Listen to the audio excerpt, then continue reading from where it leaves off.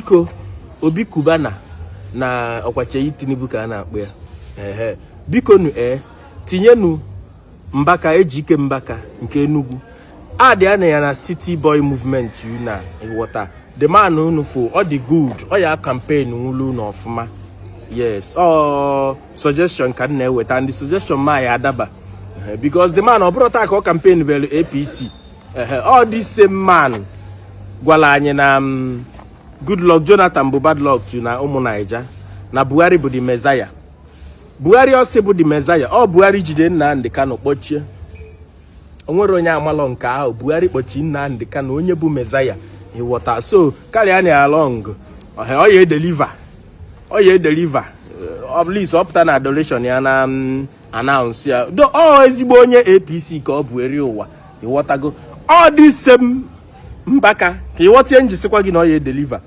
bụ onye pụta gwa Peter Obi that he can never rule Nigeria, that a stingy man cannot rule Nigeria. Water. And in Anya, Tinubu bụ a rich man. Peter Obi the stingy, Tinubu the rich. Ngwanu rich man elulu we go now. So in Anya, ifuna oye menwe fede ya. So biko adi anya na city boy movement because ebe obu na ono kita oya na ewuye iwe. Oya na agbakasi alu ịma na obu a man ife onwele ezurolu. At least onwele obele ego o kwesị iji na-eneta onwe ọ na-ama na-eji onwe mana dị ego ezurolu ya ọ na-etikwa anya na politics oweluzie afa Chukwu na aghọle ndị mmadụ maka that day na adoration ihe okwu bụ na ndị enigwe si na Buhari bụ the Messiah Buhari jide Nnamdi Kanu kpọchie onye ka ndị enigwe si so olukwa kịta unu tiye kịta nyekwu ya ego unu ya enye efo ọ bụkwa na adoration obulie n'isi ọsịkwa ihe ndị enigwe si ndị enigwe asị ndị enigwe sọ ya ka ọ ya na-akọlụ ndị mmadụ ịghọta God has told us that Buhari is a prayer answered.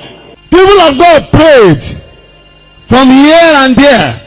God answered our prayers and gave us Muhammadu Buhari. And I want to tell you today, God has told us that Buhari is a prayer answered.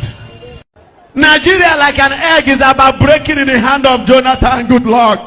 And we cannot allow it to happen. When the Good Luck met the Yanadua had a bad luck and died.